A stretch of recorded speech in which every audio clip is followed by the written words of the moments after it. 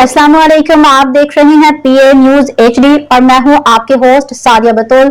शामिल करते हैं आज की अहम खबरें। रिपोर्ट पेश करते हैं मेहर सगीर चेयरमैन गुजरांवाला से। अदाकारा मदीहा इमाम ने फैसल कुरैशी के साथ काम करने की ख्वाहिश का इजहार क्यों किया?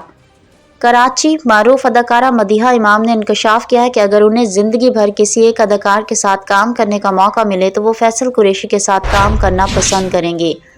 निजी टीवी के प्रोग्राम में गुफ्तगू करते हुए मदीहा इमाम ने अपने कैरियर और ज़ाती तजुर्बात से मुताल्लिक दिलचस्प वाक़यात सुनाए। उन्होंने तुर्किया के एक यादगार वाक़ये का जिक्र करते हुए बताया कि वो पहली बार वहाँ काम के सिलसिले में गईं।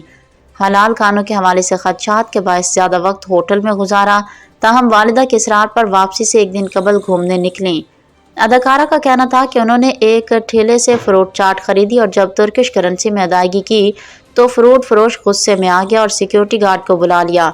चूँकि मदीहा को तुर्किश ज़ुबान नहीं आती थी, वो मामला समझने से कासिर रहीं।